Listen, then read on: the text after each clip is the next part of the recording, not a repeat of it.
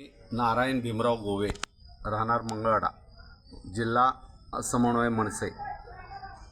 आज इथं बोलू इच्छितो की आज सुतार इंटरनॅशनल हायस्कूलमध्ये लक्ष्मी धोडे येथे जे 20 फेब्रुवारीला जे 10वीची परीक्षा झाली त्या पिरियडमध्ये जे अकॅडमीचे सांगलीचे विद्यार्थी तिथं बसवले होते ते विद्यार्थी तोते या निघाले। 10 विद्यार्थी गावले आणि ज्या विद्यार्थ्यांच्या नावावर बसले ते 10 विद्यार्थ्यांना आत्तापर्यंत पोलीस स्टेशननं अटक केलेली नाही आणि संस्थापकावर सुद्धा गुन्हा दाखल झाला आहे। आणि ते हायस्कूल आहे ते 1ली ते 7वीचं आलं आणि 8वी ते 12वीपर्यंत हे शिक्षण म्हणजे हायस्कूल बंद आहे।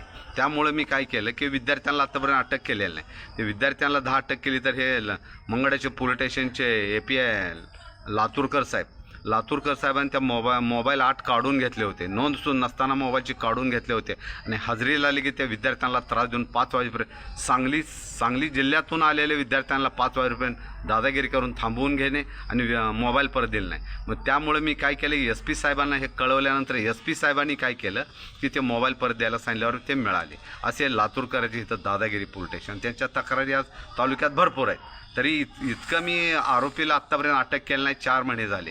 एक विद्यार्थ्यांना 10 सापडू शकत नाही तर दरोडखोर ह्या पोलीस स्टेशनला कसं सापडणार? ह्यासाठी मी फुलारी साहेबापासून SP साहेबापर्यंत, कलेक्टरपर्यंत आणि दुसरी गोष्ट दादा भुसे शिक्षण मंत्री आणि मुख्यमंत्र्यापर्यंत सगळीकडे हे विचारणा केली, कागदपत्रे व्यवहार केला, तरीसुद्धा कोणी दखल घेतलेली नाही। ह्यासाठी 1 मेला मी उपोषणाला बसलो, मला पत्र दिलं की काहीही करून ह्याच्यावरती निर्णय घेतला जाईल।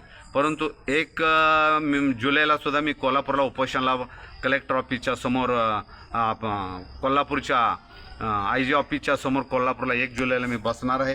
जोपर्यंत निर्णय लागत नाही, एक तर ह्याला निलंबित तर केलं पाहिजे, नाहीतर ह्याची बदली झाली पाहिजे, तरच या जनतेचा विश्वास बसेल। नंतर हे आज अशी अवस्था आहे, शिक्षणावर आणि पोलीस स्टेशनवर हे विश्वास कसा टाकायचा जनतेला प्रश्न पडलेला आहे। कोणावरही विश्वास ठेवू नये असे आत्तापर्यंत शिक्षणाधिकारी वागाले आहेत आणि पोलीस स्टेशन वागाले। यासाठी लवकर निर्णय झाला पाहिजे। यासाठी मी 1 जुलैला उपोषणाला कोल्हापूरला बसणार आहे।